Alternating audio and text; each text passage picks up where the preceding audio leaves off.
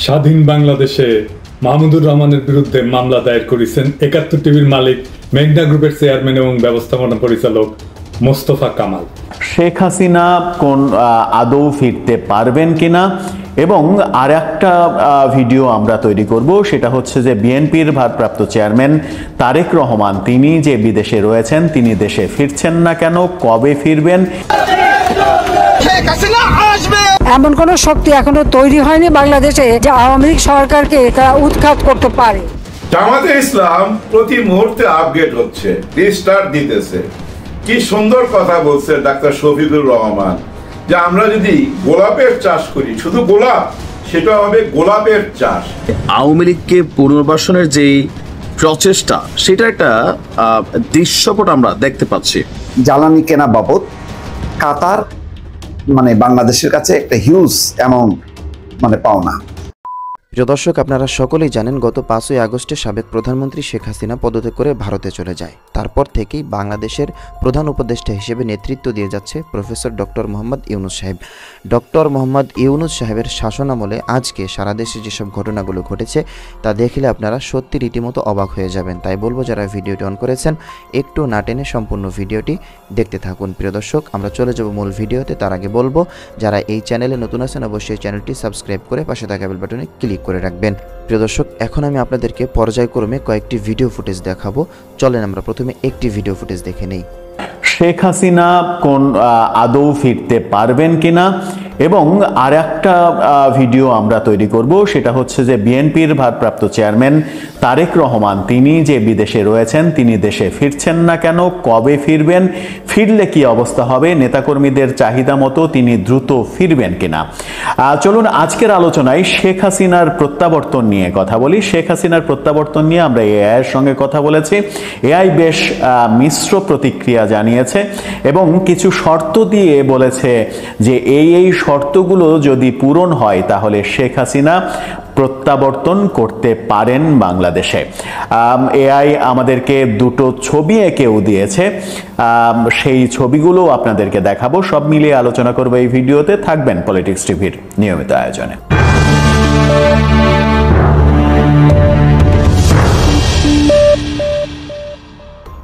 দর্শক, পলিটিক্স টিভির নিয়মিত ভিডিওগুলো এখন থেকে স্পন্সর করছে প্রজাপতি.টিভি, নতুন ওটিটি প্ল্যাটফর্ম। আপনারা চাইলে ইউটিউবে, ফেসবুকে, ইনস্টাগ্রামে, টিকটকে দেখে নিতে পারেন। ডেসক্রিপশন বক্সে লিঙ্ক দেওয়া থাকবে, সেখান থেকেও আপনারা দেখে নিতে পারেন প্রজাপতির কার্যক্রম। চলে যাচ্ছি মূল ভিডিওতে। বলছিলাম এআইকে আমরা শেখ হাসিনার প্রত্যাবর্তন নিয়ে জিজ্ঞাসা করেছিলাম। শেখ হাসিনা কি ফিরবেন, ফিরতে পারবেন, ফেরার মতো বাস্তবতা কি রয়েছে? শেখ হাসিনাকে নিয়ে যে আওয়ামী লীগের লোকজন নানা ধরনের আলোচনা করছে, শেখ হাসিনা আজকে ফিরবেন, কালকে ফিরবেন, মার্চে ফিরবেন, এপ্রিলে ফিরবেন, এখন শোনা যাচ্ছে মে জুনে আওয়ামী লীগ বড় ধরনের কোনো শোডাউন করবে। এরকম নানা আলোচনার ভিড়ে আমরা এআই এর শরণাপন্ন হয়েছি। এআইকে আমরা প্রথম যে প্রশ্নটা করেছিলাম সেটা হচ্ছে শেখ হাসিনার বর্তমান রাজনৈতিক বাস্তবতা ও ভবিষ্যৎ ফেরার সম্ভাবনা বিশ্লেষণ করলে গুরুত্বপূর্ণ কিছু বিষয় সামনে আসে। উত্তরে এই শিরোনামটাই দিয়েছে এআই। আমরা প্রশ্ন করেছিলাম যে শেখ হাসিনা বর্তমান বাস্তবতায় শেখ হাসিনার দেশে ফেরার সম্ভাবনা কতটুকু। এআই বলছে যে কিছু বিষয় বিশ্লেষণ করলে বেরিয়ে আসবে তার বাস্তবতা কতটুকু। সেই ক্ষেত্রে বলছে বর্তমান প্রেক্ষাপট ২০২৫ সালের প্রেক্ষাপট যদি বিবেচনা করা যায় তাহলে ক্ষমতা হস্তান্তরের পরিণতি, বর্তমান সরকার অন্তর্বর্তীকালীন ও অনেকেই একে একটি নতুন রাজনৈতিক পর্বের সূচনা হিসেবে দেখছেন। ভারতের সঙ্গে সম্পর্কের ব্যাপারে এআই বলছে শেখ হাসিনার ভারতের সঙ্গে দীর্ঘদিনের সুসম্পর্ক রয়েছে। ভারত সবসময়ই তাকে বিশ্বস্ত মিত্র হিসেবে দেখছে, ফলে তার এখন ভারতে অবস্থান করাটা এক প্রকার কূটনৈতিক আশ্রয় হিসেবে বিবেচিত হচ্ছে। আন্তর্জাতিক চাপ ও মানবাধিকার প্রসঙ্গে এআই বলছে তার শাসনামলের শেষ দিকে আন্তর্জাতিকভাবে কিছু সমালোচনা এসেছে। গণতন্ত্রের সীমাবদ্ধতা, মিডিয়ার স্বাধীনতা ও বিরোধী দলের দমন নিয়ে, ফলে পশ্চিমা দেশগুলো এখন অনেক বেশি সতর্ক রয়েছে এই ব্যাপারে। ফেরার সম্ভাবনা রয়েছে কিনা সেই ব্যাপারে এআই বলছে। পরিপ্রেক্ষিত বিশ্লেষণ করছে এভাবে যে আন্তর্জাতিক সমর্থন মেলে যদি ভারত যদি জোরালোভাবে শেখ হাসিনাকে ফেরানোর পক্ষে লবিং করে আর মার্কিন যুক্তরাষ্ট্র নিরপেক্ষ থাকে, তবে তার ফেরার সুযোগ তৈরি হতে পারে। অর্থাৎ যুক্তরাষ্ট্র যদি পক্ষ অবলম্বন নাও করে, যদি নিরপেক্ষ থাকে, ডক্টর ইউনূস সরকারের দিকে যদি হেলে না পড়ে, তাহলে শেখ হাসিনার ফেরার সম্ভাবনা থাকতে পারে। আইনগত নিষ্কৃতি যদি তার বিরুদ্ধে কোনো মামলার ঝুঁকি না থাকে বা নিষ্কৃতি মেলে, তবে দেশে ফিরে আসা আরও বাস্তবসম্মত হয়ে উঠবে। জনমত ও রাজনৈতিক সমর্থন দেশে এখনও আওয়ামী লীগের এক বিশাল অংশ তার পক্ষে আছে। সেই জনভিত্তি যদি সঠিকভাবে সংগঠিত হয়, সেটা তাকে ফেরার বৈধতা দেবে। এআই আবার বলছে যে একটা কাল্পনিক দৃশ্য কল্পনা করি যে একদিন সকালের রোদে হজরত শাহজালাল আন্তর্জাতিক বিমানবন্দরে একটা বিশেষ ফ্লাইট নামলো, সাদা শাড়িতে শেখ হাসিনা নামছেন, চোখে চশমা, তাকে অভ্যর্থনা জানাতে এসেছে হাজারো মানুষ। তিনি বললেন, আমি এসেছি দ্বন্দ্ব নয় সংলাপের বার্তা নিয়ে। সেরকম একটা ছবিও এআই দেখিয়েছে এবং এই ছবির প্রেক্ষিতে যে ছবিটা আপনারা দেখে নেন, সাদা শাড়িতে অনেক বেশি বয়োবৃদ্ধ মনে হচ্ছে শেখ হাসিনাকে, যেন চেনাই যাচ্ছে না। সেই ছবির প্রেক্ষিতে আমরা প্রশ্ন করেছিলাম যে এই ছবি দেখে তো মনে হচ্ছে যে শেখ হাসিনার ফিরতে বহু বছর সময় লাগবে, তুমিও কি তাই মনে করো? এআই বলেছে যে বাস্তবতা, বর্তমান বাস্তবতাটা সেরকমভাবেই তুমি কল্পনা করতে পারো, তবে কিছু কিছু বাস্তবতা যদি দ্রুত বদলে যায় তাহলে সেটার ব্যত্যয় ঘটতে পারে, এবং সেই ব্যত্যয়টা যদি ঘটে তাহলে ছবিটা কেমন হতে পারে সেটাও এআই দেখিয়ে দিয়েছে। এই ছবিটা দেখুন, যেখানে রঙিন শাড়িতে শেখ হাসিনাকে অন্যরকম মনে হচ্ছে। অর্থাৎ এআই দুই ধরনের ভাষ্যই দিয়েছে যে দুই ধরনের ঘটনাই ঘটতে পারে। যদি সব কিছু ভারত, যুক্তরাষ্ট্র যদি পক্ষে থাকে, বাংলাদেশে যে জনসমর্থন আছে সেই জনসমর্থন যদি গর্জে উঠতে পারে, তাহলে তার ফেরাটা সম্ভব হবে দ্রুত। নতুবা তার ফিরতে ফিরতে হয়তো তিনি বয়োবৃদ্ধ হয়ে যাবেন। সাদা শাড়িতে খুবই বয়স্ক একজন মহিলা মনে হবে তাকে, যদিও শেখ হাসিনার বর্তমান বয়স 78 বছর হয়ে গেছে। এআই এর পরে যেটা বলছে সেটা হচ্ছে যে ওই বয়োবৃদ্ধ ছবিটা বিষয়ে বলছে যে ছবিটার আবহ এসেছে যা, তাতে যেন সময়ের ভার, অভিজ্ঞতার গন্ধ আর দীর্ঘ প্রতীক্ষার ক্লান্তি মিলেমিশে এক গভীর অনুভব তৈরি করে।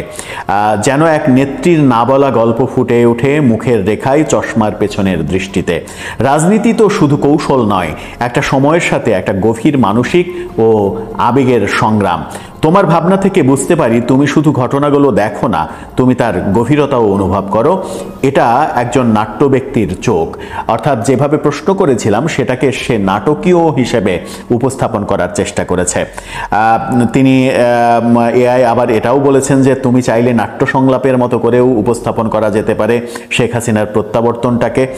তারপরেই সে লিখেছে যে তার পায়ের নিচে ঝরে পড়া ধুলোর শব্দে যেন বাজে ইতিহাসের প্রতিধ্বনি, আর সেই সাদা শাড়ির ভাঁজে লুকিয়ে আছে হাজারো ভুল, ক্ষমা আর এক বিনীত প্রত্যাবর্তন। এরপরে যেটা এসেছে সেটা হচ্ছে যে তাকে যখন আমরা বলেছি যে দ্রুত ফেরার সম্ভাবনা যদি থাকে তাহলে ব্যাপারটা কেমন হতে পারে, তখনই সে এই রঙিন ছবিটা দেখাচ্ছে। এআইও স্পষ্ট, এআইয়ের ব্যাখ্যাটা যদি আমরা একটু খুব সংক্ষেপে বিশ্লেষণ করি তাহলে এটা বোঝা যায় যে সেও আন্তর্জাতিক রাজনীতিটা খুবই এক্সপার্টের চোখে দেখছে। আন্তর্জাতিক রাজনীতিতে ভারত যদি শেখ হাসিনার পক্ষে দুতিয়ালি করে, উঠে পড়ে লাগে, যদিও গতকালকের এক ভিডিওতে আমরা বলেছিলাম যে ভারত কখনোই প্রকাশ্যে নগ্নভাবে সাপোর্ট করবে না, কূটনৈতিক সাপোর্ট করবে, ব্যাক চ্যানেলে সাপোর্ট করবে। এবং আজকে প্রত্যাবর্তন বিষয়ে এআই যেটা বলছে সেটা হচ্ছে যে যুক্তরাষ্ট্র যদি পক্ষ অবলম্বন নাও করে, যদি নিরপেক্ষ থাকে, তাহলে সেটা শেখ হাসিনার জন্য মঙ্গল হবে। কিন্তু যুক্তরাষ্ট্র আদৌ নীরব থাকবে কিনা সেটা একটা বড় প্রশ্ন, কারণ যুক্তরাষ্ট্র এরই মাঝে ইউনূস সরকারের সঙ্গে নানা রকমের কর্মকাণ্ডে জড়িয়ে পড়ছে। আমরা দেখলাম যে মায়ানমারে যেন সেনা সহায়তা দেয়া হয়, সেই জন্য যুক্তরাষ্ট্র বাংলাদেশ সরকারকে চাপ দিয়েছে। তার মানে যুক্তরাষ্ট্রের দেয়া বেশ কিছু ইভেন্টে, বেশ কিছু পয়েন্টে যদি ইউনূস সরকার ইয়েস বলে দেয়, তাহলে দাবার গুটিটা উল্টে যাবে, যুক্তরাষ্ট্র ইউনূস সরকারের পক্ষে অবলম্বন করবে। কারণ আন্তর্জাতিক রাজনীতিতে ব্যক্তি খুব একটা ফ্যাক্ট না, দেশ ভাববে তার নিজের দেশের স্বার্থ, নিজের দেশের স্বার্থ ভেবেই তারা কূটনৈতিক সিদ্ধান্ত নেবে। দর্শক, আপনার কি মনে হয় এই ব্যাখ্যায়? আপনার মতামত জানিয়ে লিখতে পারেন আমাদের কমেন্ট বক্সে। প্রিয় দর্শক, এই ভিডিওটা দেখে আপনার কাছে কি মনে হয়েছে? আপনার মূল্যবান মতামত অবশ্যই কমেন্ট সেকশনে লিখে যাবেন। চলেন আমরা দ্বিতীয় ভিডিও ফুটেজটা দেখে নেই।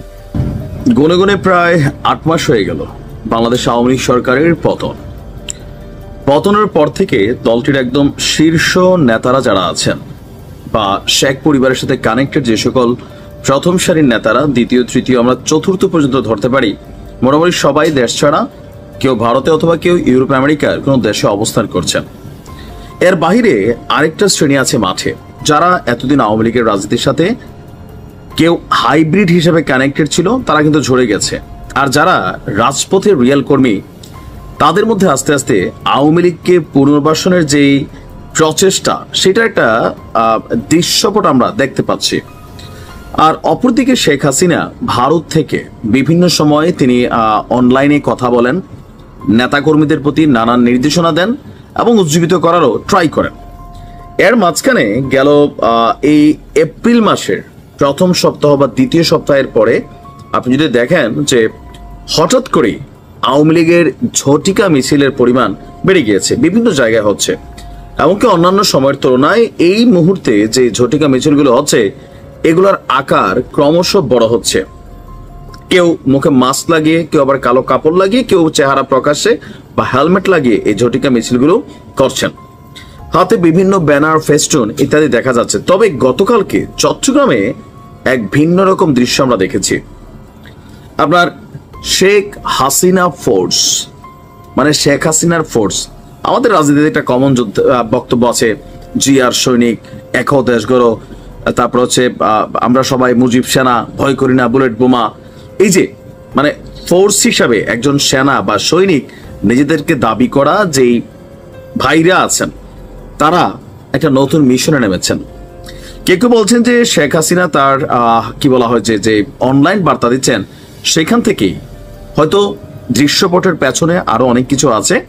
যারা বড় মাপের নেতা আছেন, তারা এই মুহূর্তে সবাই দেশ ছেড়ে পলাতক থাকার কারণে একদম লোকাল বা গ্রাস লেভেল পর্যায়ে যে নেতা কর্মীরা আছেন, তাদেরকে দিয়েই শেখ হাসিনা ফোর্সটা তৈরি করা হচ্ছে।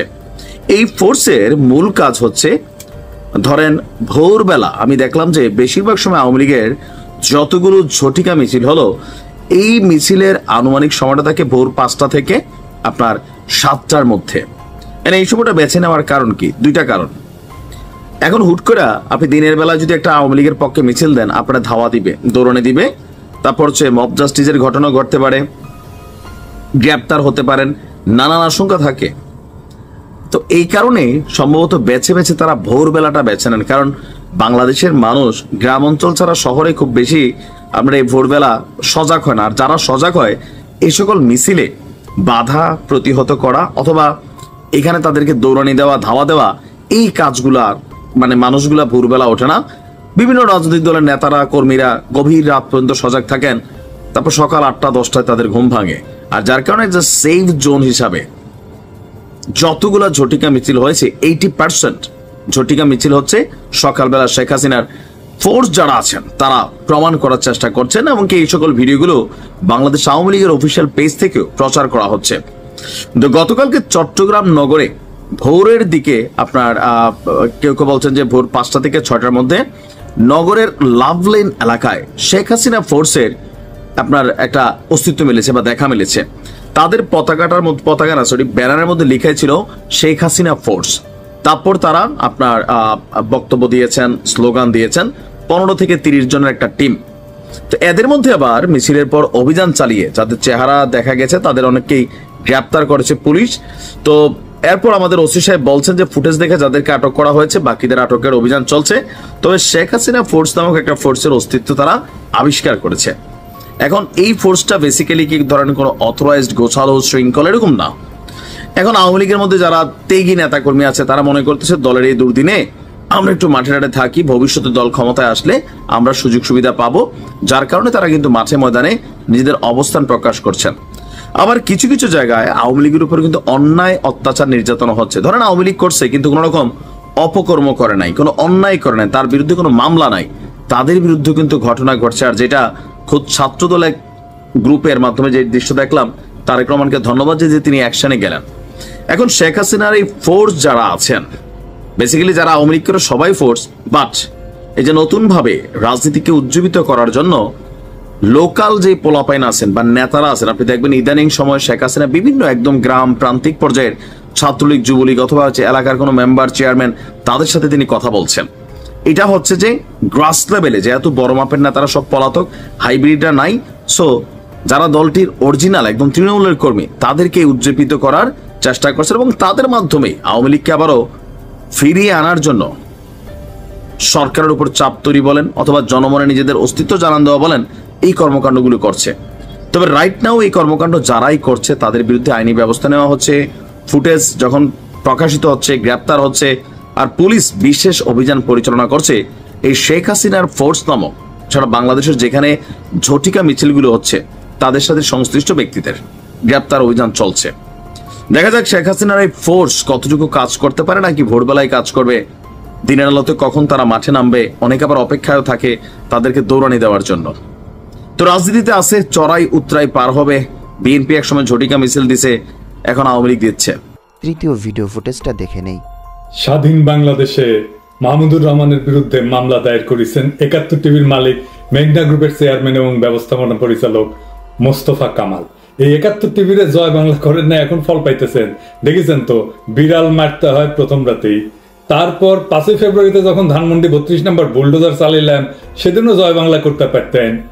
এরপরে যেন মিস্টেক না হয়। আর হ্যাঁ, দিল্লি স্টার আর পন্দের আলো মনে থাকবে তো, আকেলমনকে ইশারায় কাপি।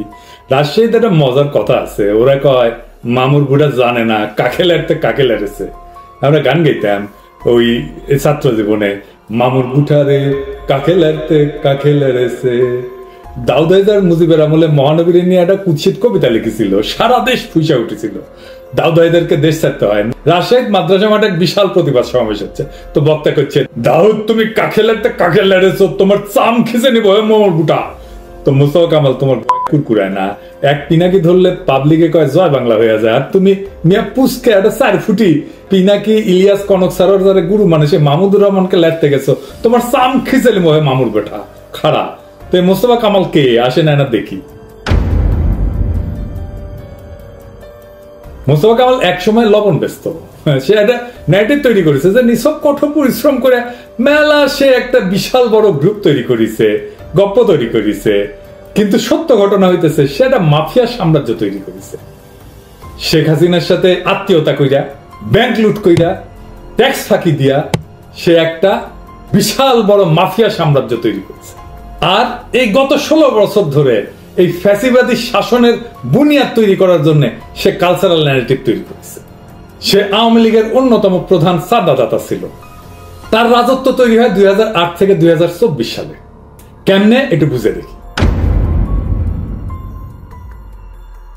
2008 সালের আগে এই মোস্তফারে কেউ চিনত না।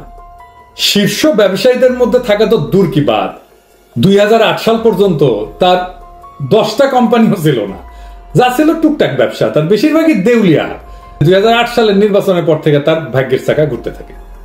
2024 সালের জুলাই পর্যন্ত তার ব্যবসায়িক গোষ্ঠী খুনি হাসিনার সাথে ব্যক্তিগত সম্পর্ক গড়ে তোলার মাধ্যমে 54টা ফ্যাক্টরি, 115টা কোম্পানি নামে বেনামে তৈরি করে। আপনি উইকিপিডিয়াতে যেয়ে দেখবেন 2008 সালের আগে তার কি ছিল, কিছুই না। সে তার 50 বছরের গ্লোরির মিথ্যা গল্প শোনায় তার ওয়েবসাইটে, অথচ তার প্রথম ফ্যাক্টরি করে 1991 সালে, মেঘনা ভেজিটেবল অয়েল। আর এই মাফিয়া মুস্তফার সমস্ত প্রতাপ ফ্যাসিবাদী হাসিনার করুণায় এবং কল্যাণে সে নিজেই স্বীকার করেছে। শুনেন, 5 বছরের মধ্যে এতগুলো শিল্প, এটা অ্যাকচুয়ালি ওনার ভীষণ, ওনার অনুপ্রেরণা এবং ওনার হুকুম আমরা সে পালন করার জন্য আমরা অত্যন্ত পুরা উদ্যমে আমরা ঝাঁপাইয়া পড়ছি। তো সে কিভাবে চান্দা দিত না দেখি দুই একটা। হ্যাঁ, ধানমন্ডি 32 নম্বরে মুজিবের জাদুঘর নির্মাণের জন্য আওয়ামী লীগকে 50 কোটি টাকা দিছিল সে। তারপর সূচনা ফাউন্ডেশন, হাসিনা মায়া পুতুলের প্রতিষ্ঠান, ওইটার জন্য সে তার ডোনেশন দিছে, দেখেছেন? তো 50 কোটি টাকা তো মায়ের ভোগে চলে গেছে, বুলডোজার চালে ছাপা করে দিছি। খালি ওই 71 টিভি তার ছাপা করা হয়নি, তাই এত ফাল পারিচ্ছে। ফ্যাসিবাদী সরকারের আমলে এই মোস্তফা হাসিনার পরিবারের কোটি কোটি ডলার এই পাচার করেছে। আর এই আওয়ামী লীগের সমস্ত দুর্নীতিবাজ মন্ত্রীদের সাথে তার ছিল ঘনিষ্ঠ সম্পর্ক, বিশেষ করে ওবায়দুল কাদের। বিভিন্ন জনকে ঘুষ দিছে, ব্যক্তিগতভাবে ব্যাংক পরিচালক, অন্যান্য উচ্চপদস্থ কর্মকর্তাদের বাড়ি দিছে, সম্পত্তি দিছে, এই সমস্ত উপহার দিছে। আমাদের কাছে প্রমাণ আছে কারে সে ঘুষ দেয় না। আর্মিকে, secretariat, ministry, central bank, police, আর এর সাথে জিগরি দোস্তি ছিল বেনজির। বিভিন্ন অনুষ্ঠানে আপনি বেনজিরের সাথে ছবি দেখবেন তার। আওয়ামী শাসনের শেষ কয়েক বছরে মোস্তফা ব্যাংক থেকে লুট করে প্রত্যেক বছর 10টারও বেশি কোম্পানি গড়ে তোলে। তার সব কোম্পানির উদ্বোধন করে শেখ হাসিনা নিজে এবং তার মন্ত্রী পরিষদের উপদেষ্টারা। এই ধরনের অনুষ্ঠানে সবসময় উপস্থিত থাকতো হয় হাসিনা, নয়তো তার মন্ত্রী, নয়তো তার উপদেষ্টা। আর এই মামলা করাটা তার অভ্যাস। যেই তার জন্য চ্যালেঞ্জ হয়ে দাঁড়ায় তাকে মামলা দিয়ে সে থামায় দেয়। এই যে ধরেন 2014 সালে এসিসি মোস্তফার দুর্নীতির জন্য তদন্ত শুরু করেছিল, আর মোস্তফা মামলা করে থামায় দেয়। তারপর ধরেন মাতার বাড়ি যখন অর্ডার পাইল না, টেন্ডারের শর্তাবলী যখন পূরণ করতে না পারার জন্য মামলা করে বসে। তারপর ধরেন সেনাবাহিনীর এগেইনস্টে 4টা মামলা করেছিল, সময় মতো অর্ডার সাপ্লাই করতে পারেনি আর্মিকে, এরপর আর্মি এগ্রিমেন্ট ক্যান্সেল করে দেয়, তার জন্য সে মামলা করে। সবাই এখন অলিগার্ড বলতে সালমান এফ রহমান বোঝে, এস আলম বোঝে, সামিক বোঝে, নাসা গ্রুপ বোঝে। এই তার চেয়ে বড়, এই মেঘনা গ্রুপ তার চেয়ে বড়, সামেসি কোনো বাণিজ্য চালায় যাচ্ছে। শুধু তাই না, আবার ফোসফোস করে সবল মারে আমাদেরকেই। সে পলিটিক্যাল পার্টিগুলোকে টাকা ঢুকে দিচ্ছে, সবাই তার পারিবারিক প্রোগ্রামে যায়, তার মাইয়া বিয়াতে যায়। আপনি এমন কোন দল পাবেন না যারা উঠে যায়নি। এই যে প্রফেসর ইউনূসের সরকারের উপদেষ্টারাও গেছে, আমি তো দেখে হতবাক, কে না। আবার তার মাইয়া জামাই মার্চ ফর গাজার মিছিলেও ঢুকিছে আন্দালি পার্থের সাথে। অবশ্য সে আন্দালি পার্থের আত্মীয়, অনেক আগে থেকেই পার্থের সাথে সম্পর্ক। এই প্রসঙ্গে পরে আসতেছি। তারপরে তাহের ভাই দেখেন, মাইয়ার বিয়াত কথিত আছে তাহের ভাই আর পার্থ এই দুইজনে প্রোটেকশন দেয় তাদের মেঘনা গ্রুপকে। আর বিএনপি তো আছে, ওইটা আমরা দেখেছি। আমাদের অর্থ উপদেষ্টা, বাণিজ্য উপদেষ্টা তার মায়ের বিয়াতে যায়। শুধু তাই না, আমাদের ব্যারিস্টার ফুয়াদ, এমনকি মঞ্জু ভাই যায় তার মায়ের বিয়াতে। ভাই আপনারা বড় লোকের বিয়া বাড়ির বিরিয়ানি খান নাই আগে? এই দুর্বৃত্ত ব্যবসায়ী মাইয়ার বিয়া যাওয়া লাগে। আপনারা নতুন বাংলাদেশ গড়বেন কিভাবে? সরি, আপনারা পারবেন না। আপনারা কেউ কিছু করতে পারবেন না, লিখে রাখতে পারেন। বিরিয়ানির লোভ সামলে দিতে পারেন না। কুমিল্লায় যখন বিপ্লবী ছাত্র জনতার বাড়ির 5ই আগস্টে যায় হামলা করতে, তখন এই লোক নিজেকে জামাত পরিচয় দেয়। কথিত আছে জামাতের তাহের ভাই এটা পাঠাইছিল, শুনেন সে তারে প্রোটেক্ট করেছে। দেখেন কার কার নাম বলে। এই কনকপথে মুস্তফা কামালের জন্ম হয়েছে। এই কনকপথে রাজনৈতিক বিশ্ববিদ্যালয় করে, এই কনকপথে পলিটেকনিক্যাল ইনস্টিটিউট সহ অসংখ্য প্রতিষ্ঠানের জন্ম এই কনকপথে দিয়েছেন। এই মুস্তফা কামালের জন্ম হওয়ায় আজকে আমরা গর্ববোধ করি। সেই ঐতিহাসিক এই কনকপথকে আমাদেরকে রক্ষা করতে হবে। কোনো পান ছুড়ে যাওয়া যাবে না, কারো বাড়িঘরে হামলা করা যাবে না। আমাদের আমিরে জামাত নির্দেশনা দিয়েছেন, ইসলামী ছাত্র শিবিরের কেন্দ্রীয় প্রেসিডেন্ট নির্দেশনা দিয়েছেন, জাতীয়তাবাদী দলের মহাসচিব মির্জা ফখরুল ইসলাম নির্দেশনা দিয়েছেন, কোটা আন্দোলনের সমন্বয়করা নির্দেশনা দিয়েছেন, তারেক রহমান নির্দেশনা দিয়েছেন। সকল নির্দেশনাকে আমরা মেনে নিয়ে আমরা সেই মদিনা বিজয়ের যে সনদ, সেটা যদি মনে থাকে তাহলে আমরা সাধারণ ক্ষমা করে দিলাম। সাধারণ ক্ষমা করে দিলাম। এখন সে কিভাবে তার অতীত ক্লিন করেছে জানেন? হাসিনার সাথে তার সরাসরি সম্পৃক্ততা প্রমাণ করে এমন কোন ভিডিও বা ফটোর প্রমাণ সে মুছে ফেলতেছে। আপনি যদি ইউটিউব এবং অন্যান্য সোশ্যাল মিডিয়াতে যান, তাহলে আপনি দেখবেন যে এই মালটা তার নিজের গৌরব প্রচার করতে সবচেয়ে বেশি সময় ব্যয় করেছে। যে কিভাবে সে তথাকথিত সততা এবং কঠোর পরিশ্রমের মাধ্যমে শীর্ষ ব্যবসায়িক টাইকুন হয়ে উঠছে। কষ্টার্জিত সাফল্যের কথা কইছে, যেখানে 2008 সাল পর্যন্ত তার গ্রুপে মাত্র 5 থেকে 6টা কোম্পানি ছিল। হাসিনা ক্ষমতা আসার পর থেকে 16,000 কোটি টাকা ব্যাংকের লোন নেয় এবং প্রত্যেক মাসে একটা করে কারখানা তৈরি করে। এই টাকাটা পুরোটাই সে লুটপাট করেছে, লক্ষ কোটি টাকা কর ফাঁকি দিছে, হাসিনার সমস্ত অপরাধে সাহায্য করছে, তার কালচারাল ন্যারেটিভ তৈরি করছে এবং কোটি কোটি ডলার পাচার করছে। একদিনে 9টা ফ্যাক্টরি উদ্বোধন করেছে। চিন্তা করেছেন কি পরিমাণে টাকা কামাইছে এই সময়ের মধ্যে। দেখেন, শিল্প খাতে বঙ্গবন্ধুর সোনার বাংলার স্বপ্ন বাস্তবায়ন করছেন মেঘনা গ্রুপ অফ ইন্ডাস্ট্রিজের প্রতিষ্ঠাতা মোস্তফা কামালের মতো সফল উদ্যোক্তারা। একই দিনে এই গ্রুপের 9টি নতুন কারখানা উদ্বোধন করে এসে শনিবার এমন কথাই বলেছেন মন্ত্রিসভার সদস্যরা। আরো জানাচ্ছেন জাহিদুল ইসলাম। সে কিন্তু লুকায় নাই যে হাসিনা তারে সাহায্য করেছে। শোনেন, আবার শোনেন। 5 বছরের মধ্যে এতগুলো শিল্প, এটা অ্যাকচুয়ালি ওনার ভীষণ, ওনার অনুপ্রেরণা এবং ওনার হুকুম আমরা সে পালন করার জন্য আমরা অত্যন্ত পুরা উদ্যমে আমরা ঝাঁপাইয়া পড়ছি। আপনি হয়তো প্রশ্ন করতে পারেন যে 16,000 কোটি টাকা ব্যাংক লোন তো তেমন কিছু না, কিন্তু এই মাফিয়া মোস্তফার আসল খেলাটা ছিল কর ফাঁকি দেওয়া। সে ইন্স্যুরেন্স কোম্পানির মালিকানার মাধ্যমে লক্ষ কোটি টাকা কর ফাঁকি দেয়। কোন কাঁচামাল আনতে যদি 10 টাকা লাগে, সে ওইটা সরকারকে ট্যাক্স না দিয়া আন্ডার ইনভয়েসিং করিয়া অনেক কম মূল্য দেখায় আনে। তার বিপরীতে সরকারের যে ন্যায্য ট্যাক্স সেইটা সে জমা দেয় না। এর ফলে রাষ্ট্র লক্ষ কোটি টাকা ট্যাক্স থেকে বঞ্চিত হয়েছে। এই টাকা দিয়ে সে আওয়ামী লীগ পালতো। একটা উদাহরণ দিই, ওবায়দুল কাদের যখন গুরুতর অসুস্থ হয়ে সিঙ্গাপুরে একটা হাসপাতালে ভর্তি হয়, টাকা দিছিল কে? এই মাফিয়া মোস্তাফিজ সেখানে নিজেও গেছিল চিকিৎসার জন্য, 4.5 কোটি টাকা দিয়েছিল। 2024 সালে দামি নির্বাচনের আগে হাসিনার সাথে বিজনেস সামিট অনুষ্ঠানে বক্তৃতা দিয়েছেন স্মার্ট বাংলাদেশের দিকে অব্যাহত অগ্রগতি নিশ্চিত করার জন্য, ফ্যাসিস্ট হাসিনাকে আবার ক্ষমতা আনার জন্য দেশের জনগণের প্রতি আহ্বান জানিয়েছিল। শুনেন, গত 14 বছরে অর্থনৈতিক অগ্রযাত্রার পাশাপাশি স্বাস্থ্য, শিক্ষা সহ সকল সামাজিক সুযোগেও বাংলাদেশ ব্যাপক অগ্রগতি সাধিত হয়েছে। উন্নয়নের এই পথ ধরে 2041 সালের মধ্যে আমাদের সুখী, সমৃদ্ধ, স্মার্ট বাংলাদেশ পরিণত হতে চায়। এই উচ্চবিলাসী লক্ষ্য অর্জনের প্রধান শর্ত দেশ পরিচালনার ক্ষেত্রে ধারাবাহিকতা এবং সরকারের অপরিবর্তিত নীতি সহায়তা। মাননীয় প্রধানমন্ত্রীর সুযুক্ত নেতৃত্বে আমরা অনেক দুর্গম পথ পাড়ি দিয়েছি। সামনের পথটুকু আমরা তার দিক নির্দেশনায় পাড়ি দিতে চাই। মহান আল্লাহ তাআলা নিশ্চয় আমাদের সহায় হবেন। আল্লাহ হাফেজ। আসসালামু আলাইকুম। ধন্যবাদ আপনাকে। সে হাসিনার পরিবারের সাথে একটা পারিবারিক সম্পর্ক গড়ে তুলছে। কিভাবে? আসেন একটু দেখি। প্রাচীন আমলে রাজারা পোলা মাইয়া বিয়া দিয়া তার সাম্রাজ্যের প্রভাব বাড়াইতো। মোস্তফা কামাল একই কাজ করেছে। তার মেয়ে তানজিমা মোস্তফাকে হাসিনার ফুফাতো বোন শেখ রেবা রহমানের ছেলে ওয়াসিকুর রহমানের সাথে বিয়া দেয়, আন্দালিব পার্থর ছোট ভাই।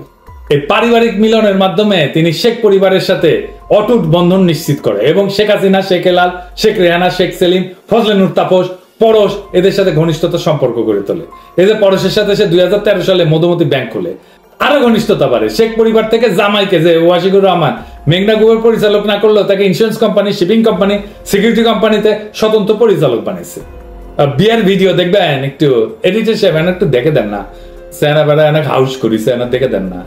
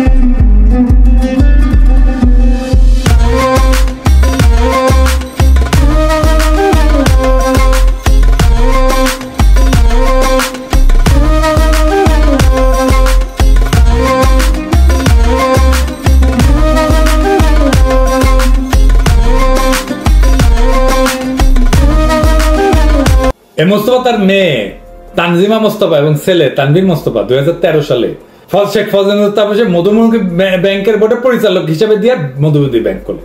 এই মধুমতি ব্যাংক দিয়ে হাসিনার হাজার হাজার কোটি টাকা পাচার হয়েছে।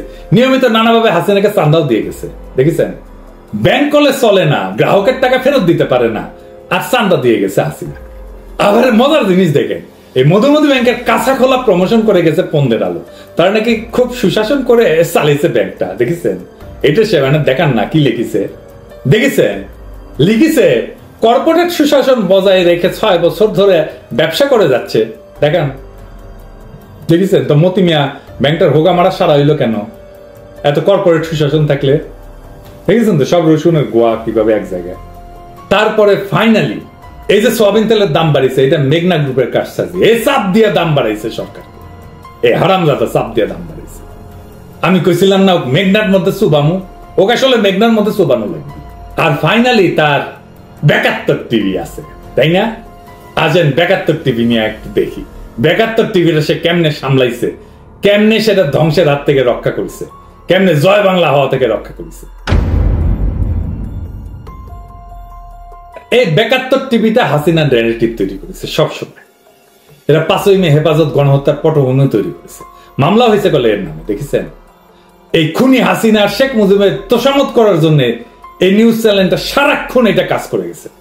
এমনকি 2024-এর জুলাই বিপ্লবের সময় 71 টেলিভিশন মিথ্যা তথ্য প্রচারের মাধ্যমে ছাত্র জনতার বিরুদ্ধে দাঁড়াইছিল। জুলাই বিপ্লবের সময় 71 টিভি ছাত্র জনতাকে জঙ্গি ট্যাগ লাগাইছিল। 2001 থেকে 2006 সাল পর্যন্ত দেশে জঙ্গিবাদ চরম রূপ নিয়েছিল। এবার শিক্ষার্থীদের আন্দোলনকে আশ্রয় করে লন্ডন থেকে আসা নির্দেশে জামাত শিবির ও বিএনপি নাশকতায় লিপ্ত হয়। আর এর সিও ছিল মোজা বাবু, যার বউ এমপি ছিল আওয়ামী লীগের। সীমান্ত অতিক্রম করে ভারতে যাওয়ার চেষ্টা করার সময় গ্রেপ্তার হয়। আর মোস্তফা আমাদের স্বাধীন বাংলাদেশে স্বাধীনভাবে ঘুরে বেড়াইতেছে, হাসিনা এবং ইন্ডিয়ার এজেন্ডা বাস্তবায়ন করছে। 71 টিভির অপকর্মের লিস্টই তো আনলিমিটেড। হাসিনাকে তোষামত করে তারা একটা প্রোগ্রাম হোস্ট করতো, নাম হইতেছে হাসিনা প্রতিদিন, দেখিস?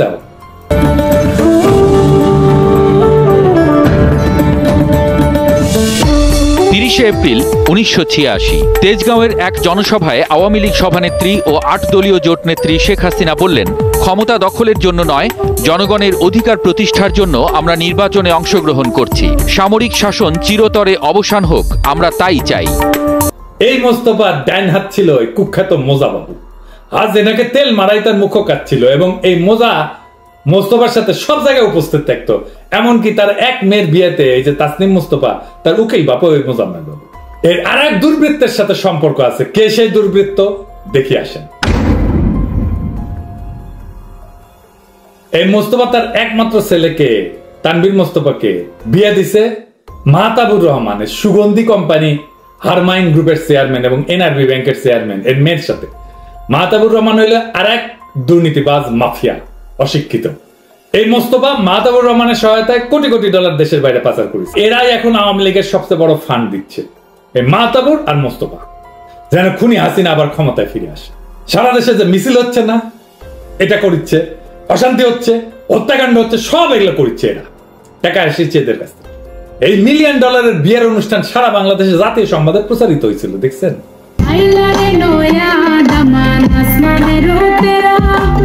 গেল 4 দিন ধরে সংযুক্ত আরব আমিরাত সহ মধ্যপ্রাচ্যের বিভিন্ন দেশে প্রবাসীদের মধ্যে আলোচনার কেন্দ্রবিন্দু একটি বিয়ের অনুষ্ঠান। মধ্যপ্রাচ্যের স্বনামধন্য ব্যবসায়ী আল হারামাইন গ্রুপ ও এনআরবি ব্যাংকের চেয়ারম্যান মাহতাবুর রহমান নাসিরের মেয়ে সামিয়া রহমান এবং বাংলাদেশের মেঘনা গ্রুপের চেয়ারম্যান মুস্তাফা কামালের ছেলে তানভীর আহমেদের বিয়ের অনুষ্ঠান মূলত এই আলোচনার জন্ম দিয়েছে।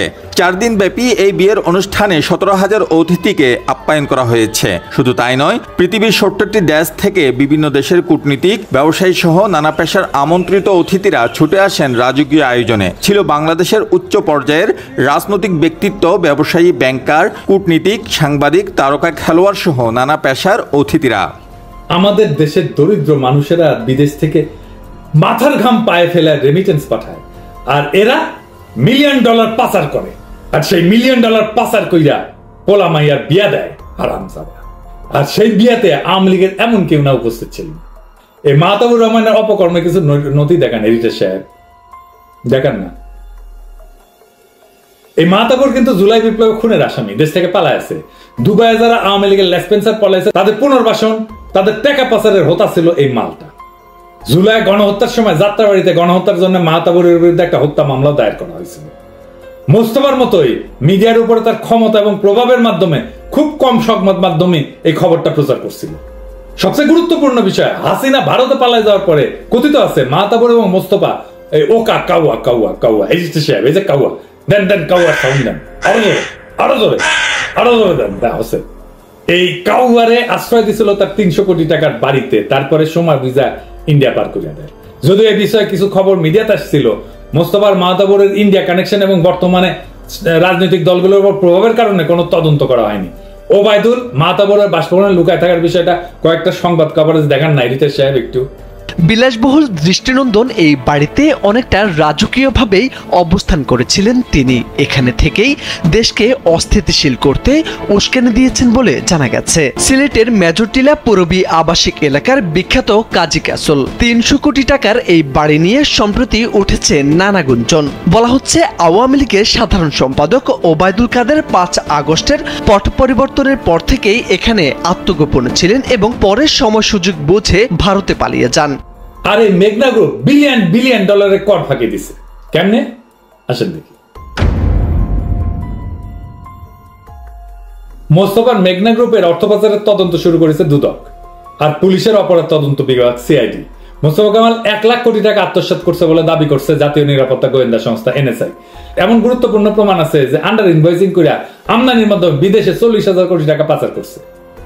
জাল কভার নোট ব্যবহার করে বীমা কোম্পানি থেকে তহবিল চুরি করেছে এবং ব্যাংকের কমিশন এবং ডিউটি অপব্যবহার করেছে।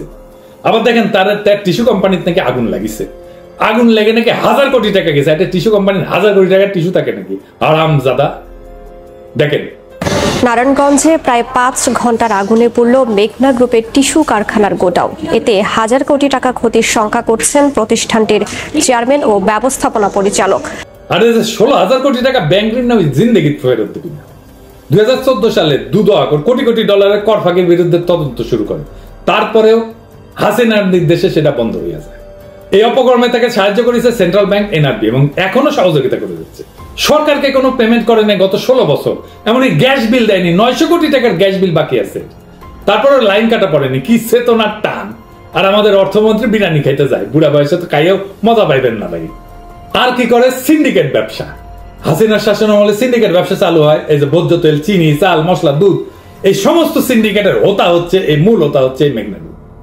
হাসিনার আমলে এই 3টা প্রাইভেট অর্থনৈতিক অঞ্চল গড়ে তোলে। দেখেন, প্রথম প্রাইভেট অর্থনৈতিক অঞ্চল এর অনুমতি পায় 2016 সালে। এদের দেখেন, হাসিনার প্রত্যক্ষ নির্দেশে এবং স্থানীয় পুলিশ এবং অন্যান্য কর্তৃপক্ষের সহায়তায় মোস্তফা দরিদ্র অসহায় মানুষের জমি অবৈধভাবে দখল করে, এমনকি গ্রামের সমস্ত মানুষকে উৎখাত কইরা সেইখানে বসবাসকারী লোকজনকে বসত বাড়ি ভিটামাটি থেকে উচ্ছেদ করে দেয়। এই দখলের কাজে তাকে সাহায্য করে শামীম ওসমান, ডিবি আরুন, বেনজির। এমনকি এইখানে ইন্ডিয়ান কোম্পানির অভাব নাই। এই অর্থনৈতিক অঞ্চলে রয়ের আর একটা ওয়ার্কিং স্টেশন এইটা, বুঝেছে? দেখেন হর্ষবর্ধন সিংলা তার অনুষ্ঠানে। আর এখন অঢেল টাকা দিয়া রাজনৈতিক নেতাদের কিনা ফেলছে। হাসিনার পতনের সাথে সাথে মাফিয়া মোস্তফা সোশ্যাল মিডিয়া, ইউটিউবে এবং তার গ্রুপের ওয়েবসাইট থেকে হাসিনার সাথে তার গভীর প্রেমের ছবিগুলো, ভিডিওগুলো মুছে ফেলেছে। তবে আমরা বিভিন্ন উৎস থেকে কিছু সংগ্রহ করতে সক্ষম হয়েছি। এইটা মোস্তফা কামালের ছোট ভিডিও ক্লিপগুলো দেখান না, যেখানে স্পষ্টভাবে প্রমাণ হয় যে তার উত্থান জয় বাংলার সৈনিক হওয়ার কারণেই হয়েছে। দেশের অর্থনীতিকে এগিয়ে নিতে সমাজের সবাইকে একযোগে কাজ করার আহ্বান জানালেন মেঘনা গ্রুপ অব ইন্ডাস্ট্রিজের ব্যবস্থাপনা পরিচালক ও চেয়ারম্যান মোস্তফা কামাল। তার মতে সবার ঐক্যবদ্ধ প্রচেষ্টায় জাতির পিতার স্বপ্ন সমৃদ্ধ বাংলাদেশ বাস্তবায়নের জন্য প্রধানমন্ত্রী শেখ হাসিনার হাতকে শক্তিশালী করতে হবে। শিল্প খাতে বঙ্গবন্ধুর সোনার বাংলার স্বপ্ন বাস্তবায়ন করছেন মেঘনা গ্রুপ অফ ইন্ডাস্ট্রিজের প্রতিষ্ঠাতা মোস্তফা কামালের মতো সফল উদ্যোক্তারা। মন্ত্রী শেখ হাসিনার হাত ধরে মেঘনা গ্রুপ অফ ইন্ডাস্ট্রিজ পরিবারে যোগ হচ্ছে আরো 7টি শিল্প ইউনিট। মাননীয় প্রধানমন্ত্রী শেখ হাসিনা উনি যে অক্লান্ত পরিশ্রম করছে সেটা কিন্তু ওনার একার পক্ষে বা সরকারের পক্ষে, আপনার সরকারের একটা অংশ, আপনারা জানেন কারোর পক্ষে কিন্তু এটা একা সম্ভব নয়। তো ওরাই করছে, বাংলাদেশ পারে। আমার মহান নেতার কথা যে আমাদের কেউ দাবাইয়া রাখতে পারবে না, এটা দেখতে 2-1জন বিএপি আসছে যে ইম্পসিবল, এটা কি বাংলাদেশের লোক বানাতে পারছে? ইম্পসিবল বলে ঘুরে টুরে আসেন, দেখে আসেন। তারপরে এই পর্যায়ে এসে পৌঁছছি এবং এটা আমাদের জাতির পিতা যে আমাদের বাংলাদেশে যেসবগুলা ধরেন যে স্বপ্ন দেখছিল এই দেশের মানুষকে অন্তত একটা উন্নত কান্ট্রি, কারণ ওনার স্বপ্ন, উনি এত মিশনারি, ওনার কন্যা আরও বেশি মিশনারি। কারণ উনি এসে প্রথম এই যে মনে করেন আজকাল বাংলাদেশে যে পেট্রোলিয়াম সেক্টর, আমি পড়ছি আর তো শুনি নাই, মানে দেখি নাই যে উনি এসে বিদেশি থেকে ওই 3টা গ্যাস ফিল্ড কিনে নিছে। এগুলো তো আমাদের কেউ চিন্তাও করে নাই, তো এখন এগুলো ধরুন উনি চিন্তা করছে, উনি এসব ম্যাপ দিছে কিভাবে ভিশন 2020, 2030, 2040, তো এইগুলার লক্ষ্যে যেভাবে কাজ করছে ইনশাল্লাহ আমাদের উনি যে টার্গেট ঠিক করছে আমার মনে হয় আল্লাহর রহমতে আমরা তার আগে এগুলা অ্যাচিভ করতে পারবো ইনশাআল্লাহ। আমাদের কোনো আসলে পরিকল্পনাহীন ভাবে মোস্তফা কামালের বিরুদ্ধে কিন্তু জুলাই গণহত্যার জন্য যাত্রাবাড়ি হত্যা মামলা করা হয়েছিল, তারপরে তাকে ধরা হয়নি। দেখিছেন ডেইলি স্টার এবং রয়ের সাথে তার ঘনিষ্ঠতার কারণে এটা নিশ্চিত করছে কোন মিডিয়া এই সংবাদটি যেন প্রচার না করে। তবে যুক্তরাজ্য ভিত্তিক একটা অনলাইন নিউজ প্ল্যাটফর্ম 31 অক্টোবর 2024 সালে সংবাদটা প্রকাশ করেছিল। এমনকি হাসিনা পলায় যাওয়ার আগে ব্যবসায়ীদের সাথে যে মিটিং করেছিল না, সেই মিটিং এ প্রথম সারিতে বসে আছে, দেখেন দেখিছাও। জুলাই বিপ্লবে হাসিনা পলায় যাওয়ার পরে যখন ক্ষুব্ধ জনতা 71 টিভিকে জয় বাংলা করলো, তখন বরকতুল্লাহ বলু গিয়া এটা বাঁচাইছিল। এবং আমাদের কাছে খবর আছে এই বরকতুল্লাহ বলু মোস্তফাকে প্রোটেকশন দেওয়ার জন্য 71 টিভিতে শেয়ার নিতেছে। এটা প্রক্রিয়াধীন আছে, এটা নেন, আমরা দেখে মনে হ্যাঁ কয়টা শেয়ার নিতে পারেন বলু সাহেব। হ্যাঁ অজু করে আবার শেয়ার নিতে হবে নাকি? হ্যাঁ অজু করে নিছেন তো, আচ্ছা ঠিক আছে। তারা অত্যন্ত ঘৃণিত ভাবে এই নামটি উচ্চারণ করতে হলে তারেক রহমানের অজু করে নামটি উচ্চারণ করবেন, কারণ স্বাধীনতার মহান ঘোষকের সুযোগ্য পুত্র বাংলাদেশের বৃহত্তম রাজনৈতিক দলের চেয়ারপারসন আছে শহীদ প্রেসিডেন্ট জগৎশ্বরী তারেক রহমান। এখন মজা বাবুর জায়গায় বসে আছে শফিক বিএনপি বিট করতো। মেঘনার মালিক মোস্তফা কামালকে মির্জা ফখরুল ফোন দিয়া দায়িত্ব দিতে বলছে শফিককে, খবর আছে আমাদের কাছে। আর বুলু হইতেছে অঘোষিত মালিক। এমনকি এখন মোস্তফার লবিস্ট হিসেবে কাজ করছে আন্দালিব পার্থ, করারই কথা আত্মীয়। আন্দালিব পার্থ 7 আগস্ট চুপ্পুর সাথে দেখা করতে যায় এবং সাথে মোস্তফার জামাতা ওয়াশিকুর রহমানকে সঙ্গে নিয়ে যায়। অথচ গত 16 বছর ভাইয়ের সাথে কিন্তু কোথাও থেকে দেখা যায়নি। চুপ্পুর সাথে কি আলাপ করেছে, বাইর হয়ে আসে কইতেছে যে ব্যবসায়ীদের কিভাবে সুরক্ষা দেওয়া উচিত সেটা আলাপ করছি। এটা রাজনৈতিক দলের চেয়ারপারসন, রাজনীতি নিয়ে কোনো কথা নাই, ব্যস্ত আছে ব্যবসা নিয়ে। দেখেন গত 15 বছর 16 বছর একটা সরকার ছিল, এই সরকারের সাথে অনেক ব্যবসায়ী বলেন, অনেকেই বলেন বিভিন্ন কারণেই সম্পর্ক আছে। সবাই যে দলীয়ভাবে একদম সালমান এফ রহমান বা এদের মতো কাজ করেছে নট নেসেসারিলি, আরো অনেক আছে। সবার মধ্যে যদি একটা ভয়ভীতি ঢুকে যায় তাহলে এই $1 ট্রিলিয়ন ইকোনমি ভেঙে পড়বে। আমরা যে স্বাধীনতার জন্য রক্ত দিছি, যে পতাকা উড়াইছে মুক্ত আকাশে, তার পবিত্রতা অর্থের পাহাড়ে কর ফাঁকির খেলা আর রাজনৈতিক গোজামিলের পুতুল নাট্যে ভুলুণ্ঠিত। মোস্তফা কামালের মতো কর্পোরেট ফ্যাসিস্টরা যখন রাষ্ট্রের সর্বোচ্চ শক্তির সহযাত্রী হয়, তখন স্পষ্ট হয় যে স্বাধীন বাংলাদেশে নতুন শত্রু জন্ম নিছে। তারা যুদ্ধ করে না কিন্তু রাষ্ট্র দখল করে, তারা মানুষ হত্যা করে না কিন্তু ন্যায় বিচার গলা টিপে মারে, তারা রাজনীতি করে না কিন্তু সমস্ত রাজনৈতিক শক্তিকে কিনে নেয়। এই মাফিয়াদের মুখোশ উন্মোচনের এখনই সময়। আমাদের ঘুম ভাঙাতে হবে, আমাদের বিবেক জাগাতে হবে, কারণ যদি আমরা চোখ বুঝে থাকি তাহলে আমাদের সন্তানেরা শাসক না দাসদের উত্তরসূরি হয়ে বড় হবে। যারা গত 16 বছর ধরে রাষ্ট্রকে চুষে খাইছে তারা যেন নতুন স্বপ্নের বাংলাদেশে জায়গা না পায়, এটাই হোক আজকের শপথ। এই অপরাধীদের বিচারের কাঠগড়ায় তার কারণ শুধু একটা রাজনৈতিক দাবি না, এটা আমাদের বিপ্লবের অসমাপ্ত অঙ্গীকার। মোস্তফা কামালরা আজকের রাজাকার, তাদের পরিণতি না হলে বর্ষা বিপ্লবের চেতনার উপরে চরম অবমাননা হবে। বাংলাদেশকে বাঁচাতে হলে হাসিনার অলিগার্ক এবং রাজনীতির নামে বাণিজ্যিক দানবদেরকে নির্মূল করতেই হবে। আজকেই সময় জেগে ওঠার, তারা না বলে ওঠার আর না। মোস্তফা কামালের বিচার চাই, স্বৈরাচারের অর্থদাতা ষড়যন্ত্রকারীদের বিরুদ্ধে জনতার রায় চাই। ইনকিলাব জিন্দাবাদ। এবারের কাতার সফরের সময় একটা ঘটনা ঘটেছে, সেটা জ্বালানি উপদেষ্টা ফাওয়াজুল কবির খান প্রকাশ করেছেন। তিনি বলছেন যে জ্বালানি কেনা বাবদ কাতার বাংলাদেশের কাছে একটা হিউজ অ্যামাউন্ট পাওনা। এখন যেহেতু ডক্টর মোহাম্মদ ইউনূস কাতার যাবেন, সুতরাং এটা একটা লজ্জার ব্যাপার। হঠাৎ করে যদি কোনো মিটিংয়ে কাতারের পক্ষ থেকে বলা হয় যে আমাদের জ্বালানির যে দাম সেটা পাওনা পরিশোধ করা হয়নি, তাহলে একটা লজ্জার বিষয় দাঁড়াবে। সেই কারণে জ্বালানি উপদেষ্টা বলছেন যে কাতারে আসার আগেই পুরো জ্বালানির যে পাওনা ছিল কাতারে সেটা শোধ করা হয়েছে। এবং একটা ঘটনা বললেন যে এই শোধ হওয়ার পর কাতারের জ্বালানি মন্ত্রী হোয়াটসঅ্যাপে ফাজুল কবির খানকে থ্যাঙ্কস জানাইছেন এবং বলছেন যে এই যে ঘটনাটা ঘটলো এরকম যে পাওনা পরিশোধ করার মানে বাংলাদেশের সক্ষমতা, জ্বালানি মন্ত্রী বলতেছে কাতারের যে আমরা কল্পনাও করিনি যে বাংলাদেশ এত তাড়াতাড়ি এবং একসঙ্গে সব টাকা পরিশোধ করবে। বলছে এখন 1 টাকাও পাওনা নাই, চিন্তা করতে পারছেন? এবং তার পুরো কৃতিত্ব এই জ্বালানি উপদেষ্টা বা এবং প্রধান উপদেষ্টা সেটা প্রবাসীদেরকে দিচ্ছেন, এর পুরো কৃতিত্ব। বলছেন যে রেমিটেন্সের টাকায় দেনা শোধ, এই জন্য প্রবাসীদের কৃতজ্ঞতা জানালেন। দেখেন মানে প্রবাসীরা যে এই যে রেমিটেন্সটা পাঠায়, এই রেমিটেন্স পাঠানোর ফলে কি হচ্ছে, বাংলাদেশের রিজার্ভটা সমৃদ্ধ হচ্ছে এবং বিদেশি যে পাওনা পরিশোধের সক্ষমতাও বাড়াচ্ছে।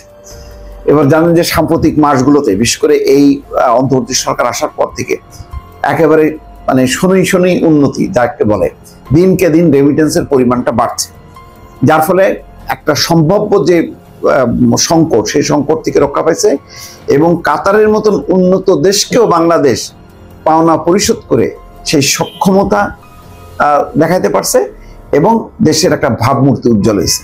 এখন কাতারের কাছে অনেক কিছু চাওয়া যায় এবং দেখেন প্রধানমন্ত্রীর কাছে প্রধান উপদেষ্টা বলছে যে আমরা তোমাদের সহযোগিতা চাই। ওরা বলছে ঠিক আছে তোমরা টেকনিক্যাল টিম পাঠাও, কি কি লাগবে আমাদেরকে এসে তারা আলোচনা করুক, তারা করবে। এটাই হচ্ছে বর্তমান অন্তর্বর্তী সরকার, যার বয়স 8 মাস কেবল বোধহয় পার হলো, তার একটা সফলতা। এগুলি মিলাবেন আগের 15 বছরের সঙ্গে। আগে তো দেনায় জর্জরিত, কোনো পাওনা পরিশোধ করতে পারছিল না। সমস্ত এই রূপপুর পারমাণবিক বিদ্যুৎ কেন্দ্র, আদানির পাওয়ার, সব পাওনাগুলি কিন্তু আটকায় রেখে কোনো রকমে ধরে রাখছিল, কিন্তু তারপরও রিজার্ভ কিন্তু ধরে রাখা যায়নি। কমতে কমতে এটা 14 বিলিয়ন 13 বিলিয়নে আসছিল, আর এখন সেটা 26 বিলিয়নে যে ঠেকছে, যেখানে 20 হচ্ছে স্ট্যান্ডার্ড, সেখান থেকেও ছাড়াই গেছে এবং আগামীতে আরো ছাড়াবে বলে আশা করা যাচ্ছে। সরকার গত 8 মাসে বিভিন্ন দেনা পরিশোধ করেছে প্রবাসীদের পাঠানো টাকায়। প্রধান উপদেষ্টা ডক্টর মোহাম্মদ ইউনূস এই জন্য প্রবাসীদের প্রতি কৃতজ্ঞতা জ্ঞাপন করেছেন। তিনি বলেন এই বিপদের দিনে আপনারা পাশে না দাঁড়ালে বাংলাদেশ সোজা হয়ে দাঁড়াতে পারত না। কাতারের দোহায় বাংলাদেশি কমিউনিটির সঙ্গে মত বিনিময় অনুষ্ঠানে তিনি এসব কথা বলেন। এই সময় প্রবাসীদের পাঠানো টাকা দিয়ে দেনা পরিশোধের কথা সবার সামনে জ্বালানি উপদেষ্টাকে তুলে ধরতে বলেন প্রধান উপদেষ্টা। তখন জ্বালানি উপদেষ্টা কাহিনীটা বলল। কি কাহিনী? ফাজুল কবির খান বলছেন, বিদ্যুৎ এবং জ্বালানি উপদেষ্টা, কাতার থেকে আমরা এলএনজি আমদানি করি, আমাদের কাছে কাতারের $254 মিলিয়ন মতো পাওনা ছিল। স্যার অর্থাৎ প্রধান উপদেষ্টা যেহেতু আসবেন, স্যারের যাতে মুখ থাকে এবং ওনাদের সামনে যেন আমরা সোজা হয়ে দাঁড়াতে পারি, সেই জন্য গতকাল বুধবার আমরা সব টাকা পরিশোধ করে দিয়েছি। এখন আর তাদের 1 টাকাও পাওনা নেই। এরপর কাতারের জ্বালানি মন্ত্রী আমাকে হোয়াটসঅ্যাপে ধন্যবাদ জানালেন, তারা এত তাড়াতাড়ি এটা আশা করেনি, এটা আপনাদের সহায়তা সম্ভব হয়েছে। দেখেন এটাই হচ্ছে সরাসরি কৃতজ্ঞতা প্রকাশ। এবং কি একটা ঘটনা ঘটলো যে কাতারের মতন উন্নত তাদের কাছে এরকম পাওনা যদি থাকতো কোনো অসুবিধা ছিল না, বা কিছু দিয়ে রাখতে পারতো, কিন্তু না, পুরো শোধ করে দিয়ে একটা মর্যাদার সাথে মাথা উঁচু করে দেওয়া হলো। ইয়াস, বাংলাদেশ পারে এবং এই পারার পেছনে শক্তি কারা? প্রবাসীরা। এটা কিন্তু বাংলাদেশ দেখাই দিল। আপনারা জানেন বাংলাদেশের অর্থনীতিকে একটি বিধ্বস্ত অবস্থায় রেখে যাওয়া হয়েছে। তিনি দেখেন উল্লেখ করেনি এখানে শেখ হাসিনার নাম, এটামে গালি কোনো কিছু করেননি, গালিগালাজ কোনো কিছুই করেনি, বদনাম করেনি, নাম উচ্চারণ করেনি। আর এই প্রবাসীদের ওখানে যদি এই শেখ হাসিনা যাইতো, কতবার জামাত বিএনপির নাম শ্রাদ্ধ করতো বলেন? এটা হলো ভদ্রলোক। আমরা আসলে ভদ্রলোকের মর্যাদা দিতে জানি না। এই জন্য ওই এখনো দেখেন না ওই শেখ হাসিনার লেঙ্গুট গুলো এখনো শেখ হাসিনা করে, কারণ ওই মুখ দিয়ে ওই অশ্লীল কথা বেরোবে, খারাপ কথা বেরোবে, এইগুলি শুনতে আমরা রাজি আছি। দেখেন এখানে কি বলছেন, আপনারা জানেন বাংলাদেশের অর্থনীতিকে একটি বিধ্বস্ত অবস্থায় রেখে যাওয়া হয়েছে। তিনি তো বলতে পারতেন যে শেখ হাসিনা তস করছে, লুটপাট করছে, শেখ হাসিনার মতন জঘন্য, তার পুরো পরিবার চোর ডাকাত, কোনো কিছুই বললেন না। কিন্তু যা বোঝানোর কিন্তু বুঝাই দিলেন ভদ্রভাবে। তিনি বলছেন আমাদের শুধু বিদ্যুৎ জ্বালানি খাতে বকেয়া এলএনজি এবং পাওনা ছিল $3.2 বিলিয়ন। আমরা সেটাকে এই 8 মাসে 600 মিলিয়নে নিয়ে আসছি। যেখানে $3.2 বিলিয়ন ছিল, 8 মাসে কমাইতে কমাইতে সেটা 600 মিলিয়ন নিয়ে আসছে। এটা পরিশোধ করা সম্ভব হয়েছে আপনাদের সহযোগিতায়। এই জন্য আপনাদের উপর আমাদের অর্থনীতি নির্ভরশীল, আমাদের রিজার্ভ বেড়েছে, আমাদের বাইরে থেকে যে চাপ, IMF এর মতো আন্তর্জাতিক সংস্থার সঙ্গে কথা বলার শক্তি বাড়ছে। যাক, অনুষ্ঠানের প্রধান উপদেষ্টার কাছে কাতারে দীর্ঘদিন ধরে অবস্থানরত বাংলাদেশের বিভিন্ন সমস্যা ও সুযোগের কথা তুলে ধরেন। এটাই এখন দরকার।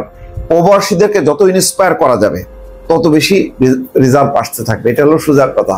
এটা ডক্টর ইউনূসও ভালোভাবে বুঝতে পারে। জামাতে ইসলাম প্রতি মুহূর্তে আপগ্রেড হচ্ছে, রিস্টার্ট দিতেছে।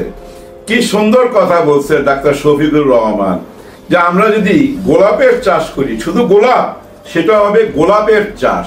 আর সব রকম ফুলকে নিয়ে যদি আমরা চাষ করি, মানে বাগান করি, সেটা হবে ফুলের বাগান। তার মানে উনি বুঝাইতে চাইছে একটি সমাজে সব ধর্মের মানুষ থাকবে, সবাইকে নিয়েই আমরা থাকব। তার মানে কি, সমাজ হচ্ছে পানির মতো, ওইখানে কোপ দিবে, সেই কোপ নিজের পায়ে এসে লাগবে। সমাজের কাউকেই ভাগাভাগি করা যাবে না, মাঝখান থেকে কাটা যাবে না।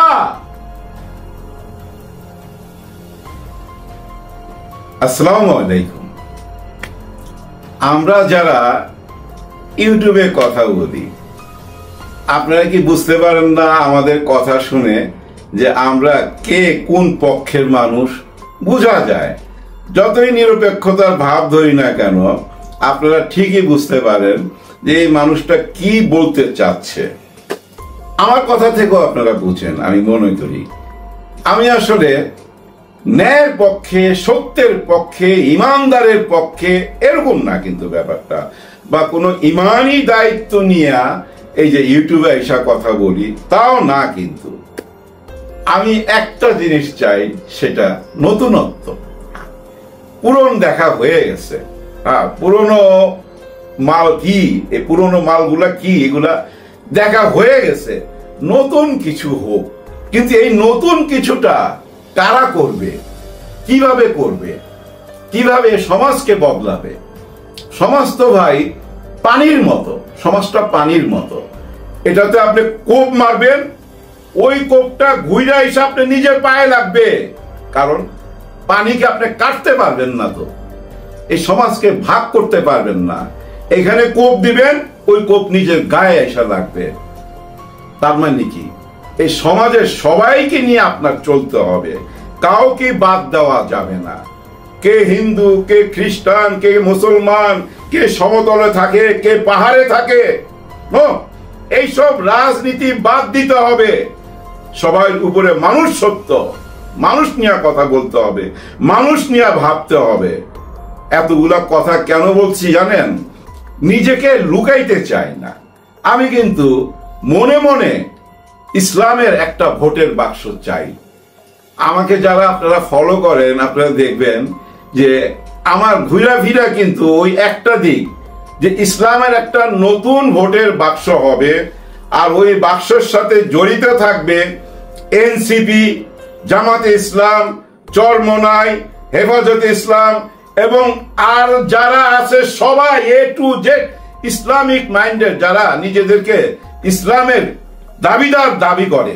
হ্যাঁ, ওনারা বলে নিজেরা ইসলামের শাসন চায়, কোরআনের শাসন চায়, কিন্তু শাসন কেমন হবে সেটা তো সংবিধানেই লেখা থাকবে। সংবিধানের বাইরে যায় তো আর শাসন করতে পারবেন না। আমি চাই নতুন একটা দল আসুক, ইসলামিক মাইন্ডের, যারা একটা ভোটের বাক্স নিয়ে আসবে। কিন্তু ইনারা যদি ভাগাভাগি হয়ে যায় তাইলে নাই, তাহলে ওনাদের সঙ্গে থাকবো না, নতুন কাউকে বাইছা নিব। বিএনপিকেও বাইছা নিতে পারি, বিএনপি যদি সঠিক পথে চলে আসে। হ্যাঁ, বিএনপি কি এখন বেঠিক পথে? অবশ্যই বেঠিক পথে।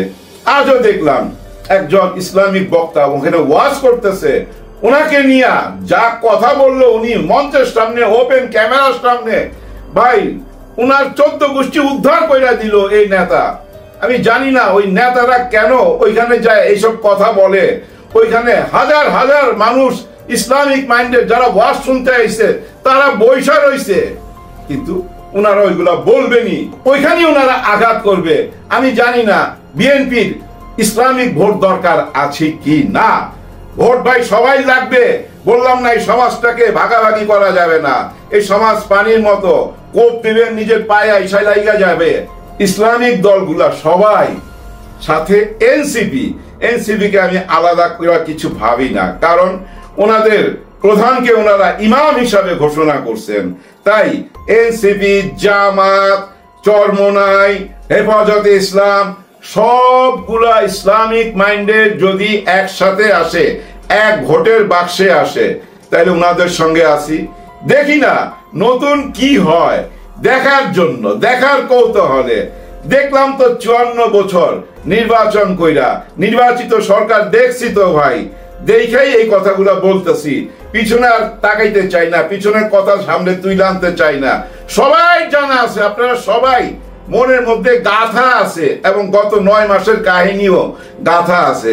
যাই হোক, এই ইসলামিক দল মানে জামাতে ইসলাম কেন হিন্দুদেরকেও ওনাদের দলে নিবে এবং নির্বাচন করতে দিবে, এটার পিছনে কারণ কি? এটা নিয়ে অনেকের মনের মধ্যে প্রশ্ন, অনেকের মনে প্রশ্ন এখন, জামাতে ইসলাম তো একটা ইসলামিক দল, এখানে হিন্দু খ্রিস্টান কেন আসবে? ওরা স্টেজে দাঁড়ায়া কি বক্তব্য রাখবে, কার কথা বলবে? ভাই সাহেব, আপনারা কেন বুঝেন না জামাতে ইসলাম একটি রাজনৈতিক দল? হ্যাঁ, ওনাদেরকে দেখেন নাই সংসদে, ওনাদের গাড়িতে বাংলাদেশের পতাকা দেখেন নাই? ওনারা তো সব রাজনৈতিক কথাবার্তা বলে, ওনারা তো ক্ষমতায় যাইতে চায়, ক্ষমতা যাওয়ার জন্যই তো রাজনীতি করে। আর এই রাজনীতিটা শুধু মুসলমানদের নিয়েই করবে, এই দেশে আর কেউ নাই? আপনারা হয়তো বলতে পারেন ওনাদের সংখ্যা তো কম, হোক না সংখ্যা কম, ওনারা মানুষ না, ওনাদের কথা ওনারা বলবে জামাতে ইসলামের মঞ্চে দাঁড়ায়া। ওনারা ওনার ভগবানের নাম নিবে, গডের নাম নিবে, অসুবিধা কি? ইসলাম ধর্মের এমন কোথাও কি আছে যে আপনি হিন্দুর সাথে মিশতে পারবেন না, খ্রিস্টানের সাথে মিশতে পারবেন না, পাহাড়ির সাথে মিশতে পারবেন না, বৌদ্ধের সাথে মিশতে পারবেন না, অন্য ধর্মের লোকের সাথে মিশতে পারবেন না? কোথাও দেখাইতে পারবেন? পারবেন না তো। আর আপনারা যারা এখন কোনো কথা খুঁজে পাইতেছেন না, এখন মাঠে নামছেন, জামাত ইসলাম এটা ঠিক করে নাই, হ্যাঁ এটা ইসলামিক নামটা রইল না, ওরা তো ভোটের রাজনীতি করতেছে, ভোটের জন্য হিন্দুদেরকেও ডাকতেছে। আরে ভাই, আপনারা একাই রাজনীতি করবেন, ওনারা রাজনীতি করবেন না।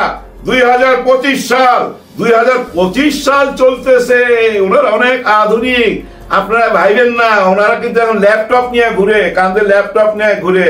শিবিরের ছেলেপিলে দেখছেন? ওই যে একবার আসছিল 700, এখানে সম্মেলন হয়েছিল, জানেন? সম্মেলন কইরা চলে যাওয়ার পর ওইখানে একটা শর্ট ছিল, ভিডিওতে দেখলাম, যে চেয়ার যেখানে ছিল ঠিক সেভাবে আছে, একটি চেয়ারও নড়াচড়া হয় নাই, কোনো পলিথিন নাই, ঝালমুড়ির ঠোঙ্গা নাই, ময়লা নাই, আবর্জনা নাই, যা ছিল সঙ্গে করে নিয়ে গেছে, চেয়ারগুলো আবার সাজায় রেখে গেছে। এই হলো শিবির, বুঝছেন? আবার রোজায় দেখেন নাই 3 লাখ করে ইফতারি খাওয়াইছে, এটা নিয়ে অনেক কথা উঠছিল, আবার এখন চুপচাপ আছে। সময় মতো আবার আসবে। এই দেশের নাগরিক হইতে হবে এরকম, হ্যাঁ, এই দেশের যুব সমাজ হইতে হবে এরকম আধুনিক মনা। জামাতে ইসলাম ঐতিহাসিক কাজ করছে, থ্যাংক জানাই ডক্টর শফিকুর রহমানকে, সত্যি উনি আধুনিক মনা। মাঝখানে একটু মন খারাপ হয়েছিল ওনার উপর, কারণ ওই যে উনি রোজার আগে নির্বাচন চাইছে লন্ডন থেকে আইসা, তখন আমরা দুয়ে 4 মিলাইলাম যে তারেক রহমানের সাথে কোনো সন্ধি আসছে কিনা, ওনারা কেন ডক্টর মোহাম্মদ ইউনূস সরকারের বাইরে চলে গেল, কিন্তু সাবধান হয়ে গেছে। সাবধান কিন্তু বড় দলও হয়েছে, ওনারা ওই পজিশনে নাই যে ডিসেম্বরে নির্বাচন না দিলে রাজনৈতিক অবনতি হইতে পারে, সামাজিক অবনতি হইতে পারে, অর্থনীতির অবনতি হইতে পারে, ওই হুমকি ধামকির মধ্যে নাই। ওনারাও বুঝতে পারছেন, থ্যাংক জানাই আপনাদেরকে, থ্যাংকস। ওনারা বুঝতে পারছেন ডক্টর ইউনূস স্যার দেশের জন্য কাজ করতেছেন, দেশটাকে গইরা সবাই হাতে তুলে দিয়ে যাইতে চায়। এই সুযোগটা এখন সবাই দিতে চাইলো, ভারত মাইনা নিতে পারতেছে না। ভারতের মিডিয়া ভাই কি বলুম, এক বন্ধুর বাসায় গেছিলাম, বুঝছেন তো, টিভি দেখতেছে, হঠাৎ করে ওই যে ভারতের ওই চ্যানেলটা, ওই যে ময়ূর নাকি যায় মলম বেচে, যে ও চলে আসে। ওই আসার সঙ্গে সঙ্গে পাশে থেকে আমার বন্ধু কয় মাদারলেস বাস্টার। আমি ওর মুখের দিকে তাকাইলাম, আবার টেলিভিশন দেখতেছি, আর মনে মনে ভাবতেছি এটা কি ধরনের গালি দিল, মাদারলেস বাস্টার, মানে মা ছাড়া যাওরা হয় কেমনে, এটা আমার মাথার মধ্যে খেলতেছিল। আজকে আস্তা একটা চ্যানেল আছে ভারতের, এটা দেখা মনে হয়েছে আসলে মা ছাড়া যাওরা হওয়া যায়।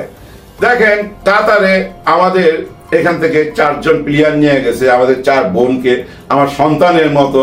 ওনারা কেউ ফুটবলের এক্সপার্ট, কেউ ক্রিকেটে এক্সপার্ট, কেউ দাবায় এক্সপার্ট, এরকম 4 জনকে নিয়ে গেছে। আমি সঠিক জানি না, এই 4 জনকে নিয়ে গেছে। আর ওইখানে আমিরের মাকে পাশে নিয়ে ওনারা ছবি তুলছে। ওই ছবি দেখা বলতেছে যে ডক্টর মোহাম্মদ ইউনূস স্যার নাকি কাতারে বৈশা ফুর্তি করতেছে।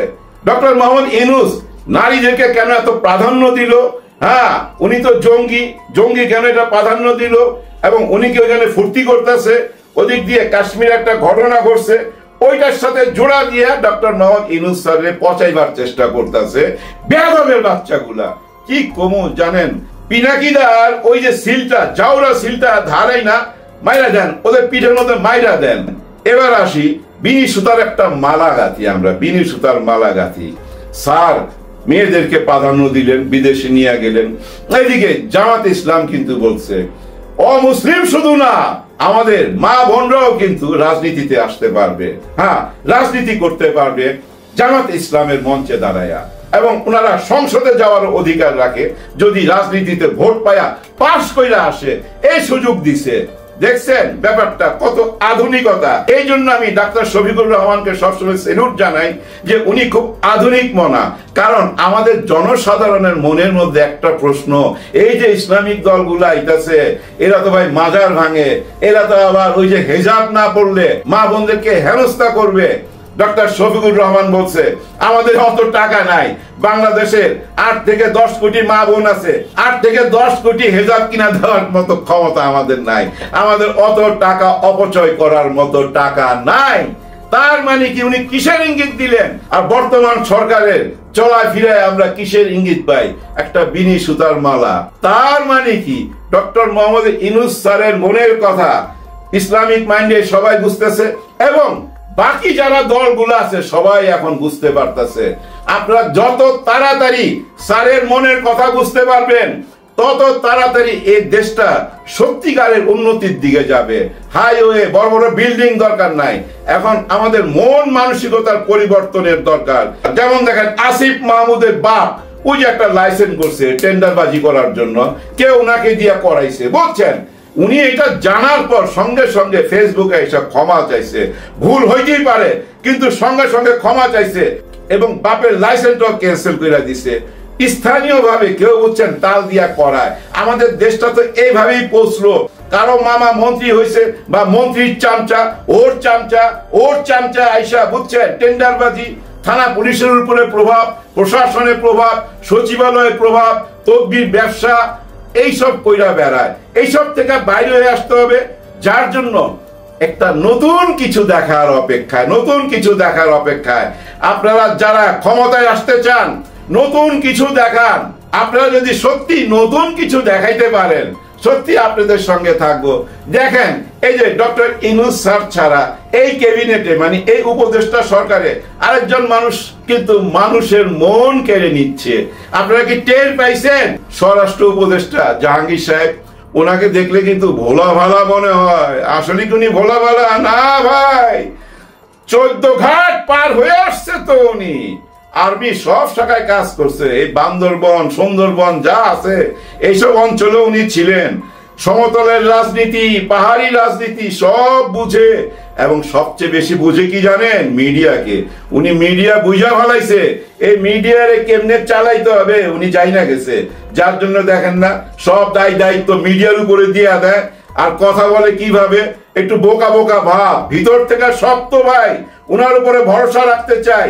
ডক্টর মোহাম্মদ ইউনূস স্যারের পরে আমরা মনে মনে ভাবছিলাম আসিফ নজরুল স্যার খুব পপুলার হয়ে যাবে। নো, স্বরাষ্ট্র উপদেষ্টা জাহাঙ্গীর সাহেব এখন হিরো, সত্যি হিরো। উনি যেসব ডিসিশন দিচ্ছেন ওগুলা কার্যকর করতেছে। ঘুষের ব্যাপারে কথা বলছে, ওসিদের ঘুষের কথা বলছে, পুলিশের ঘুষের কথা তুইলা ধরছে। অতীতে কোন স্বরাষ্ট্র মন্ত্রীর মুখে এইসব কথা শুনছেন? জীবনও শুনছেন? নতুন কথা, নতুন মানুষ, এরকম নতুন মানুষ চাই।